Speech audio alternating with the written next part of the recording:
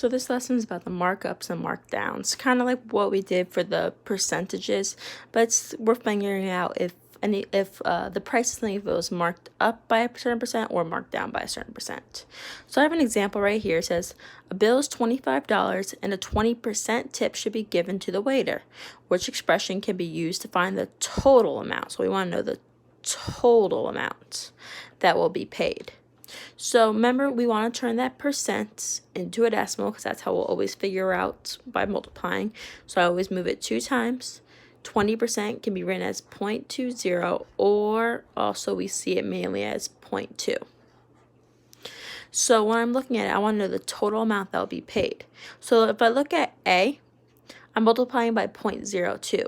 Well, that's not 20%. 20% is 0.2. That's actually 2%. So I know A is incorrect. I have B, it says 25 times 0.20. Well, I know 0.2 or 0.20 is the correct 20% into a decimal, and I would multiply it by 25, but that is only to find the tip because it's a 20% tip. I want to know the total amount, so the bill plus the tip. So since this is only the tip, that's not correct. I'm going to skip C and look at D. If I say 25 times 2.00, that's basically just saying 25 times 2. Well, I'm not doubling the bill. I'm putting 20% of the bill. So this is incorrect. C is correct, and here's why. I have $25 and a 20% tip. So I'm going to think about 25 times 1, which will get me 25. And then I have 25 times that 0.02. So I'm going to write times 25 times 0.20. So I have the bill times 20% of the bill. So I have my total bill basically plus the amount of my tip, and that's why I want the total amount. So C would be my correct answer. If I look at the next one, it says an item costing $48 will be marked up by 55%. Which expression should be used to find the amount of the markup? So I'm not looking for the total amount, I'm looking for the amount of just the markup. So again, we want to turn the percent into a decimal by moving it 2 times to the left.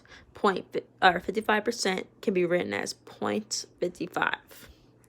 Well, if I look at all my answer choices right now, I can knock out B and I can knock out D because that's just, they're multiplying by 55, not by 0.55. So I'm looking at A and C. So again, I'm only looking at the amount of the markup. That's it, not the total amount.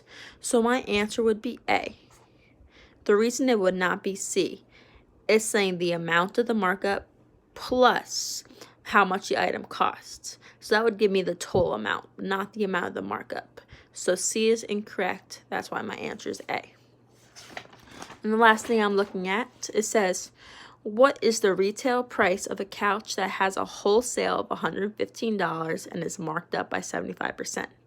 So when it says wholesale, it's basically kind of saying, hey, this is how much the store bought it for, but obviously the store wants to make more money, it wants to make a profit. So they're going to mark it up by 75%. So they make that money. So I want to know, okay, how much is it going to be sold for? How much is it going to be when I bought it for $115 and I mark it up 75%? So same deal, you want to turn that percent into a decimal by moving it 2 times to the left. So I get 0.75.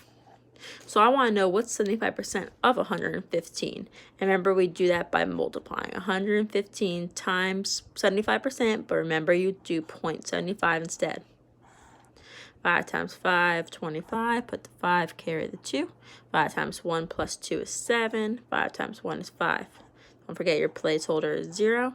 7 times 5 is 35, put the 5, carry the 3. 7 times 1 plus 3 is 10, put the 0, carry the 1.